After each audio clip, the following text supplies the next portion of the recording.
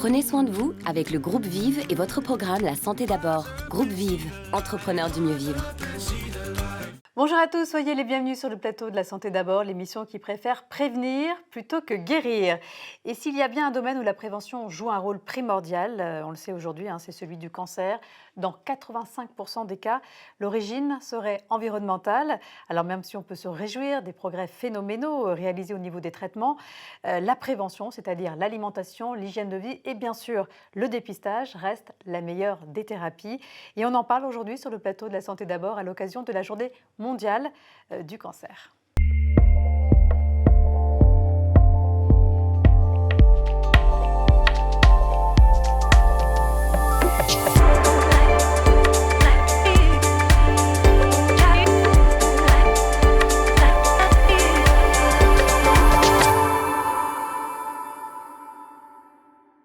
Grâce à la médecine du futur, pourra-t-on un jour guérir tous les cancers, une maladie qui est aujourd'hui mortelle dans 40% des cas? Alors nous avons effectivement toutes les chances d'être optimistes, que ce soit au niveau du dépistage ou de la prise en charge, tant les innovations technologiques dans ces domaines se multiplient à une vitesse phénoménale. Alors ce qui ne doit pas nous empêcher bien sûr de faire attention à notre hygiène de vie. Près de la moitié des cancers pourraient être évités parce que liés à des facteurs sur lesquels nous pouvons agir, comme le tabac, l'alimentation, l'exposition au soleil ou encore la sédentarité. Alors si le cancer est effectivement en passe de devenir une maladie chronique, n'en oublions pas trop vite les répercussions possibles sur notre qualité de vie. Alors pour nous parler de ce sujet, j'ai le plaisir de recevoir sur le plateau de La Santé d'abord le docteur Karine Berbloch, bloc de bière en belge, c'est ça, c'est ce que vous m'avez expliqué, qui est oncologue à Paris. Mais vous n'êtes pas qu'oncologue. Non, je suis également enseignante en thérapie sportive dans une association Rosa Move qui est dédiée aux soins de support pour les patients atteints de cancer. Et le docteur Michel Simès, qui est avec nous à la fois en tant que professionnel de santé, mais également en tant que patient, puisqu'il y a 14 ans, vous avez souffert d'un cancer du rein. Et vous en parlez pour la première fois dans un livre intitulé « Rien n'est impossible » aux éditions Stock, un livre dans lequel vous livrez votre histoire. En tout cas, et pas seulement celle de votre cancer. Et aujourd'hui, vous allez bien, très bien même, d'après mes informations, vous êtes toujours aussi hyperactif. Je suis toujours aussi hyperactif, même plus qu'avant. Parce que quand vous avez eu ça, vous bouffez la vie beaucoup après. Ouais, je pense que ça vous donne un appétit de la vie qui est complètement différent. Ouais. Merci en tout cas à tous les deux d'être là sur le plateau de La Santé d'abord. Alors, en préambule, je vous propose d'aller à la rencontre des Français pour savoir ce que le mot cancer évoque pour eux aujourd'hui. Regardez.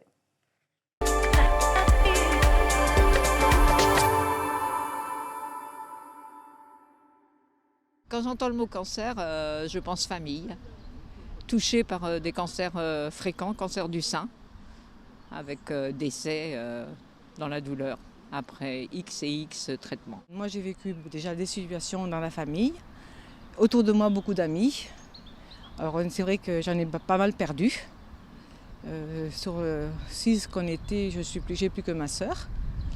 Et autrement, j'ai beaucoup d'amis qui sont concernés par le cancer. Quand on entend parler de quelqu'un qui a le cancer, la première chose, moi, que je me demande, c'est à quel stade il est. Est-ce qu'il va pouvoir être soigné facilement ou est-ce qu'il part sur un processus de soins compliqué et puis est-ce qu'il va pouvoir s'en sortir? Et c'est vrai qu'on ne sait pas forcément...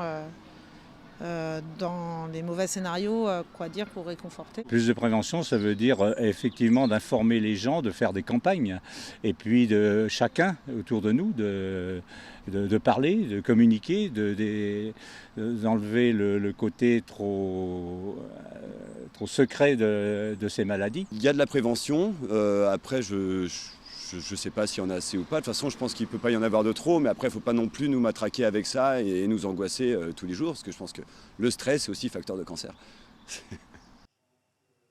Voilà, une maladie qui fait encore très peur, et la notion de prévention a l'air d'ailleurs d'en stresser plus d'un. On en parlera plus en détail tout à l'heure, mais d'abord, je propose de faire un état des lieux de cette pathologie. On va commencer par de bonnes nouvelles. On assiste à une diminution du taux d'incidence du cancer chez les hommes depuis 2010, moins 1,4% par an entre 2010 et 2018, lié en partie à une diminution du nombre de cancers de la prostate, vous nous l'expliquerez. Chez la femme, ce taux ne baisse pas, mais sa progression commence à ralentir depuis ces dernières années, donc on est à plus 0,7% de nouveaux cas. Pourquoi ça baisse moins vite chez les femmes, docteur En fait, le cancer baisse moins vite chez les femmes, essentiellement à cause du cancer du poumon, puisque les femmes se sont mises à fumer plus tard et qu'elles ne se sont pas encore arrêtées de fumer. Alors que oui, elles n'arrêtent pas. Et une des causes, souvent, c'est parce qu'elles ont peur la peur de grossir. de prendre du poids. L'augmentation de l'incidence du cancer du poumon et dans une moindre mesure celle du cancer du sein. Et autre bonne nouvelle, quand même, on meurt moins aujourd'hui du cancer. Entre 2010 et 2018, on constate que le nombre de décès par cancer poursuit sa baisse. Baisse de 0,7% par an entre 2010 et 2018 chez les femmes, et chez les hommes, baisse de 2% par an entre 2010 et 2018. Alors, comment expliquer encore cette baisse de la mortalité comment expliquer déjà cette baisse de la mortalité et là encore cette inégalité entre les hommes et les femmes? La baisse de la mortalité, elle est essentiellement liée au fait qu'on diagnostique maintenant des tumeurs de plus en plus petites et donc à des stades plus précoces, donc plus facilement accessibles à des traitements locaux, des traitements parfois qui peuvent aussi être moins agressifs et donc moins de séquelles par la suite. Et maintenant, surtout avec les innovations thérapeutiques, et notamment les thérapies ciblées, on a fait énormément de progrès dans le traitement de ces maladies. Et quels sont les cancers qui restent aujourd'hui les plus fréquents? Les cancers les plus fréquents chez les femmes, c'est bien sûr le cancer du sein en premier, les cancers digestifs, colorectaux et ensuite le cancer du poumon. Chez l'homme, c'est le cancer de la prostate en premier, cancer pulmonaire en deuxième et colorectal en troisième. Et pour quel cancer observe-t-on aujourd'hui les meilleures chances de survie? On a des cancers qui se guérissent, bien sûr, les cancers du testicule chez les jeunes, on a les cancers du rein, on a beaucoup de cancers du sein qui guérissent également. Et puis on a des cancers qui peuvent malheureusement rechuter, mais qui ont des périodes de rémission très très longues. Et je crois qu'on va aborder cette question aussi un petit peu plus tard. Oui, mais alors, les cancers qui ont le plus mauvais pronostic aujourd'hui, c'est quoi? C'est toujours le pancréas? Les cancers du pancréas, les tumeurs cérébrales, les tumeurs de l'œsophage. Voilà, c'est ça. Oui, c'est des cancers qui font partie d'une des priorités de la stratégie décennale du plan cancer, puisque ce sont justement des cancers de mauvais pronostic qu'on va essayer d'améliorer aussi bien dans le dépistage que dans les traitements pour les rendre de moins mauvais pronostics.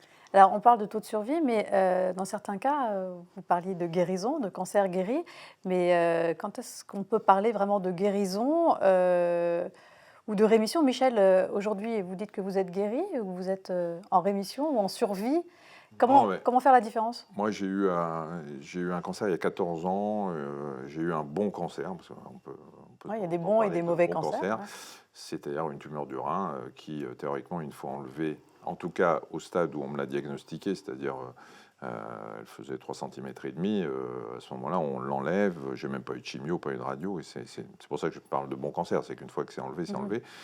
Après, statistiquement, on parle de rémission. En général, à 5 ans, on commence à se dire que ça sent bon. Mais j'ai envie de vous dire que je ne sais pas si on n'est jamais guéri dans sa tête, en fait. Parce que, est-ce que physiquement, on va avoir... Moi, aujourd'hui, 14 ans après, théoriquement, je suis guéri. Je fais des examens de temps en temps pour me rassurer, mais parce que je suis tout bib et puis que je me pose des questions. Mais je suis guéri. Après, il y a une guérison psychologique qui est peut-être un peu plus compliquée, parce que la cicatrice, vous l'avez dans le cerveau, qu'elle se rouvre de temps en temps. Que vous êtes, dès que vous avez un truc qui ne va pas, vous pouvez vous dire, oh là là, est-ce que ça revient? Donc la guérison physique, elle dépend des statistiques. Il n'y a plus de cellules cancéreuses, mais dans le cas du cancer du rein, c'est vrai qu'on enlève la tumeur et il y a peu de risques de métastase. Ça dépend des tumeurs. Il y a des tumeurs qui sont plus agressives que d'autres, mais c'est valable dans tous les cancers. Il y a des tumeurs qui vont métastaser, c'est-à-dire qui vont envoyer des cellules qui vont se greffer sur d'autres organes et qui vont développer à leur tour des cancers dits secondaires qui sont des métastases. Mais moi, j'ai un bon cancer, une bonne tumeur diagnostiquée au bon moment, de petite taille, et qui fait que je m'en suis bien sorti. Juste un mot sur ce que disait ma consoeur à l'instant, sur le cancer du testicule, pour montrer les progrès de la médecine. Moi, je me souviens que dans les années 80, quand j'ai commencé mes études de médecine, quand un jeune avait un cancer du testicule, c'était 90% de mortalité. C'était dramatique. C'était un des cancers les plus dramatiques. Aujourd'hui, c'est 90% de guérison. Donc Et ça, on l'explique comment? D'abord les diagnostics, la prise en charge thérapeutique. La prise en charge. Alors justement, Michel, dans votre livre, vous racontez comment vous avez découvert complètement par hasard votre cancer. Vous avez, comme vous le dites, beaucoup de chance, et cette chance, vous la devez aussi à votre fils qui vous a lancé un défi il y a 14 ans dans un snowpark. En En fait, moi, je skie beaucoup, mais je fais pas l'imbécile. Puis, je peux pas me permettre de me péter des trucs avec tout le boulot que j'ai. Donc, mon fils m'a emmené effectivement dans un snowpark. Il m'a dit, on va faire le halfpipe. Vous savez, c'est les demi-tubes. Et je fais jamais ça. Ah, vous avez dit pour épater mon fils, joliment. Oui, mais je fais jamais ce genre de choses. Et je pense que... Alors après, je suis pas croyant, mais je me dis qu'il y a quelqu'un derrière moi qui m'a poussé à le faire. Et je me suis cassé la figure, je me suis pété une côte, j'ai eu mal pendant des semaines. Au bout de quelques semaines, je me disais, c'est pas normal quand même que ça traîne. Et puis je vais voir un pote, et puis je lui dis, bon, il me dit, ouais, on va faire un scanner, on va voir si t'as rien. Et puis on tombe sur la tumeur. Très franchement, si je fais pas cette chute à ski, je suis pas là pour vous parler aujourd'hui. Quand vous apprenez la nouvelle, vous le racontez dans votre livre, vous pleurez comme un enfant, vous vous effondrez. Personne, même un médecin qui côtoie pourtant tous les jours la maladie, finalement, n'est préparé à ce type d'annonce. C'est d'une brutalité extrême. Je ne m'effondre pas au moment où on me l'annonce. Au moment où on me l'annonce, c'est une sidération. C'est ce que décrivent très bien les patients. Vous devenez sourd. C'est incroyable. Moi, je suis ORL. C'est-à-dire qu'en même temps, je peux vous décrire au détail près la pièce dans laquelle on m'a annoncé, comment était le médecin, ce qu'on faisait, etc. J'ai tout marqué dans ma mémoire. Mais ce qu'il m'a dit, à partir du moment où il me l'a annoncé, je ne sais plus ce qu'il m'a dit. Quand je me suis effondré, c'est quelques jours plus tard quand je suis allé voir l'urologue, parce que j'avais eu pendant plusieurs jours, j'ai eu... On finit par réaliser, en fait. Et puis j'en avais parlé à personne, je ne voulais pas en parler, donc j'ai tout gardé pour moi, et quand je me suis écroulé devant l'urologue qui m'a opéré.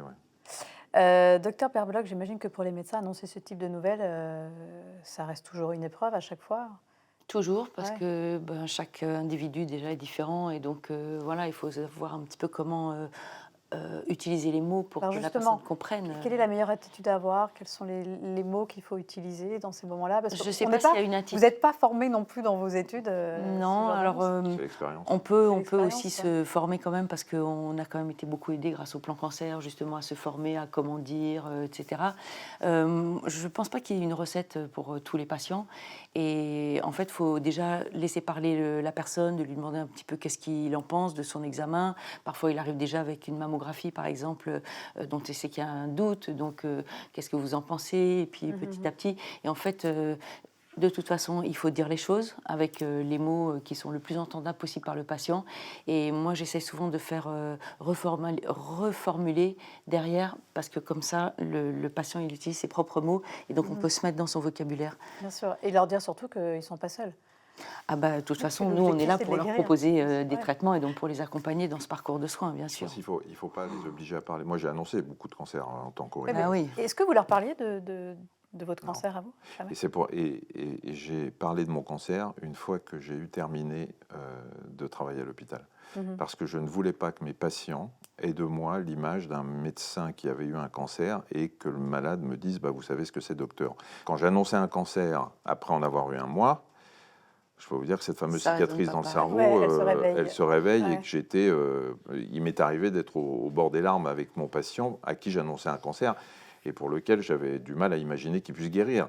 Mais après, il faut garder votre statut de médecin, il faut être très empathique, mais en même temps très objectif et très neutre dans votre façon de traiter. Mais je parle de l'annonce surtout, mais si on voit que le patient se referme sur lui, il faut l'accompagner, mais lui dire on va se revoir dans 2 jours, ou dès que vous voulez, on se revoit, et à ce moment-là, je vous expliquerai les choses, parce qu'il n'entend pas.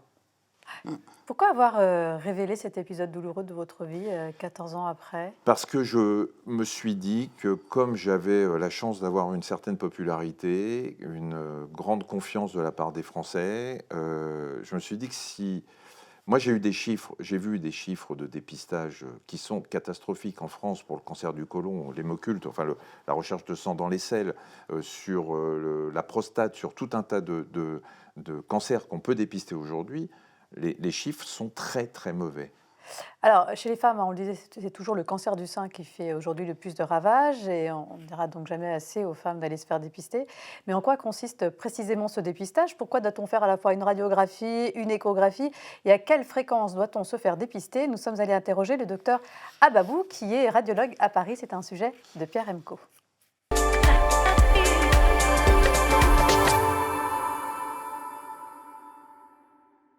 Dans le cadre du dépistage du cancer du sein, aujourd'hui on parle essentiellement de la mammographie. On dit aux femmes il faut faire la mammographie régulièrement. L'échographie va venir en complément de la mammographie pour préciser des zones. Plus le sein est dense, moins il sera facilement lisible en mammographie. Et c'est dans ces cas-là que l'échographie va avoir un apport pour les zones de densité, pour préciser si oui ou non quelque chose se cache dans ces zones de densité qui ne seraient pas vues en mammographie. On a des techniques qui se sont énormément améliorées ces dernières années. On a développé la mammographie en 3D qui s'appelle la tomosynthèse, qui va permettre de faire par un effet de coupe, de se balader à l'intérieur du sein pour essayer de trouver les choses le plus tôt possible. Sur les techniques de biopsie, aujourd'hui on peut aller prélever des choses vraiment de la taille du millimètre avec une précision extrême. Si vous avez vous-même des antécédents de cancer du sein ou des antécédents de lésions atypiques, il faut vous surveiller de façon annuelle, régulière, annuelle. Si dans votre famille, il y a des antécédents de cancer du sein du premier degré, à savoir cancer du sein chez la mère, cancer du sein chez une sœur, il faut se surveiller de façon annuelle. Si il y a une mutation génétique avérée dans la famille et que vous êtes porteuse d'une mutation génétique, vous devez vous surveiller de façon annuelle.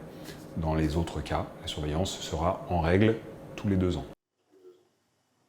Alors merci en tout cas au docteur Ababou pour ces informations très claires. Il y a également un message important à faire passer. Certaines femmes ne se font pas dépister parce qu'elles ont entendu ou lu sur Internet que faire des radiographies au niveau du sein pouvait induire un cancer. Alors gardons un peu de bon sens sur ce sujet. Une femme qui n'a pas d'antécédents personnels ni familiaux fera au cours de sa vie environ 12 mammographies dans le cadre d'un dépistage classique, ce qui veut dire que le risque d'un cancer radio-induit est nul. On est bien d'accord, hein. Voilà, il faut vraiment garder en tête le rapport bénéfice-risque et il y a vraiment pas de chance, pas de risque en tout cas d'attraper un cancer à cause des mammos. C'est un argument qu'utilisent certaines femmes en disant « Oh là là, mais si j'y vais trop souvent, 12 mammographies ». Après, il y a évidemment le cas de ces femmes avec un risque familial de cancer du sein important. Ça, c'est autre chose. C'est autre chose, mais la balance bénéfice-risque est évidemment clairement en faveur de la mammographie, exactement.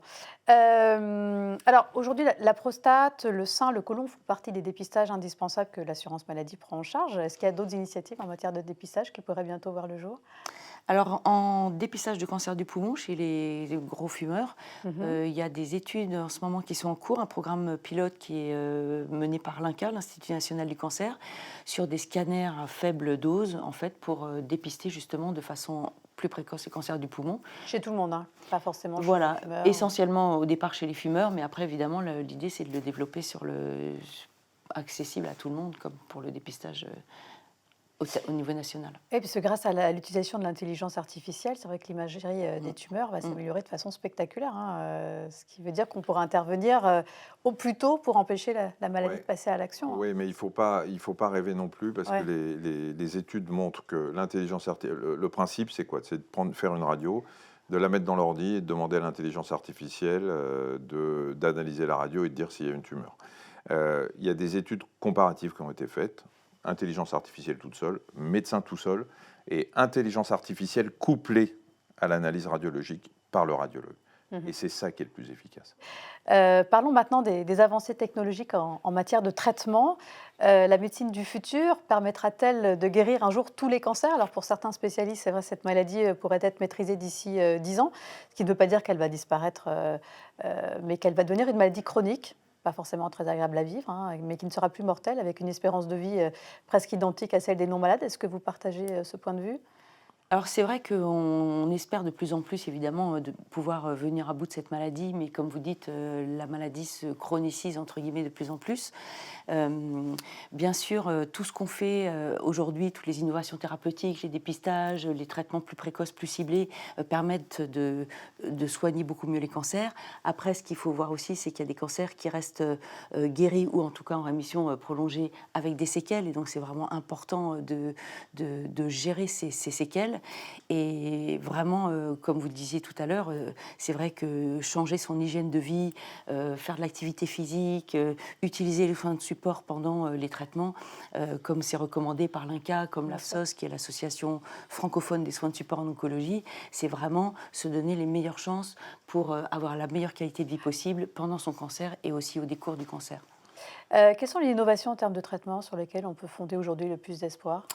Alors les innovations sont surtout basées sur d'abord les dépistages, pas les dépistages, mais savoir quels sont les cancers qu'il faut qu'on traite précisément, donc avec tous les génotypages de tumeurs, c'est-à-dire c'est vraiment une étude très précise de la tumeur pour pouvoir vraiment faire de la chimiothérapie à qui il faut et ne pas en faire à qui il ne faut pas. Mais ça, c'est dans le cas du cancer du sein, hein, c'est le Dans le cas fameux du test cancer du sein, génétique pardon. qui Voilà, permettrait c'est ça. d'éviter une chimiothérapie inutile. Voilà. Il y a toute l'immunothérapie aussi.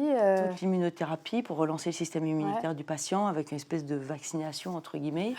Et puis essentiellement ça en fait, immunothérapie. Et puis tout ce qui est à côté quand même, qui sont les soins de support, qui sont vraiment les thérapies complémentaires qui font partie maintenant, dont l'activité physique, qui est reconnue comme une thérapie non médicamenteuse du cancer. Ça, on en parlera dans une autre émission, Oui. Vivre avec un cancer. Mais je voudrais vous parler là maintenant d'une autre innovation, l'accélérateur de particules. C'est une nouvelle forme de radiothérapie qui permet de délivrer des doses plus importantes de radiation sur un temps plus court, tout en épargnant les tissus sains. Donc moins d'attente pour les patients et plus d'espoir pour les cancers résistants. C'est pourquoi la clinique mutualiste de l'Estuaire à Saint-Nazaire vient de se doter d'un nouvel appareil. C'est un sujet de Cédric Manet.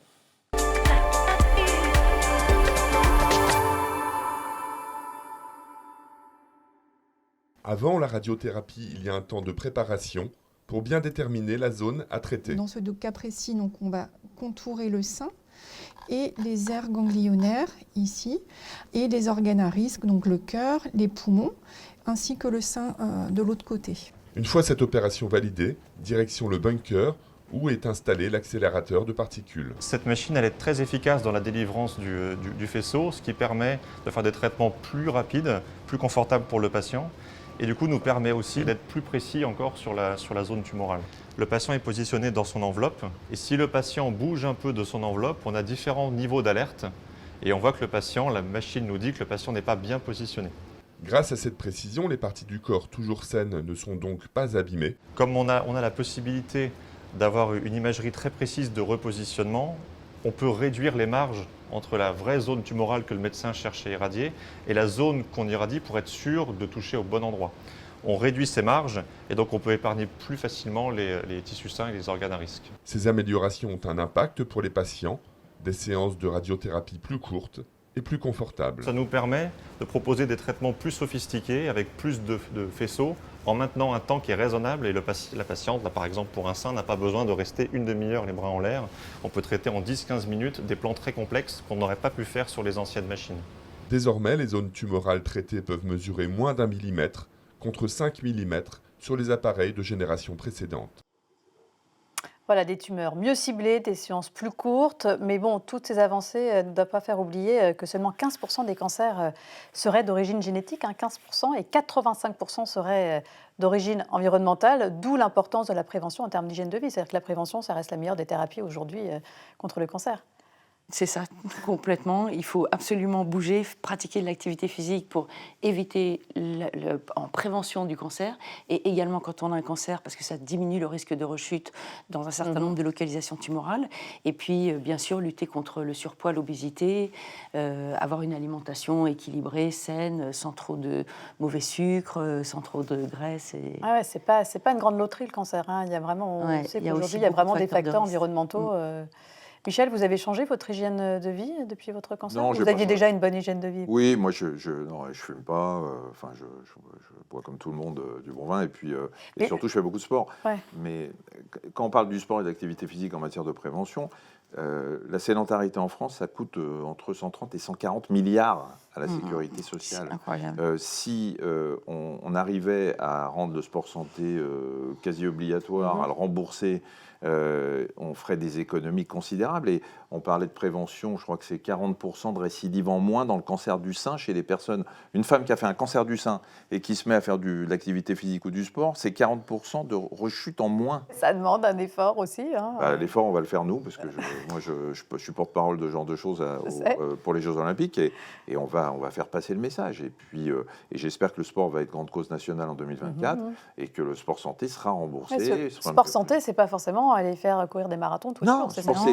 D'ailleurs, il faut enlever le mot de sport, c'est activité physique adaptée. Déjà, les gens qui... Voilà, ou adapté ou pas. Adapté, c'est pour les gens qui ont des maladies chroniques, mais l'activité physique pour quelqu'un qui n'est pas malade, c'est déjà quelque chose d'essentiel. C'est-à-dire faire 6000 pas par jour, 30 minutes d'activité quotidienne, à un rythme plus soutenu qu'une marche normale. Faites déjà ça, vous allez voir le nombre de maladies qu'on va éviter.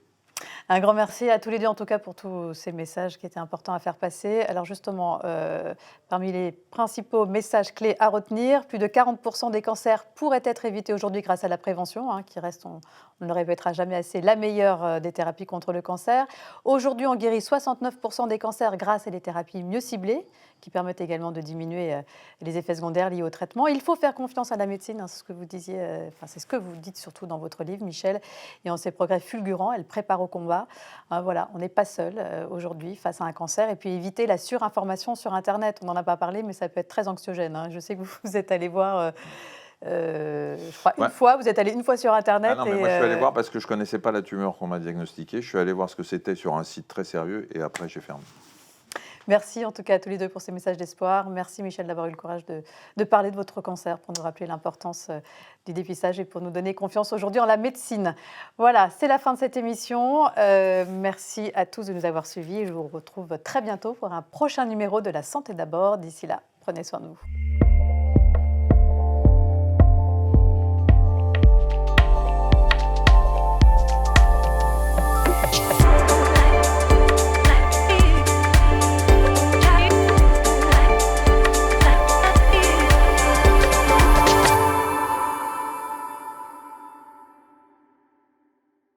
Le groupe Vive vous a présenté La Santé d'abord, le programme qui prend soin de vous. Groupe Vive, entrepreneurs du mieux vivre.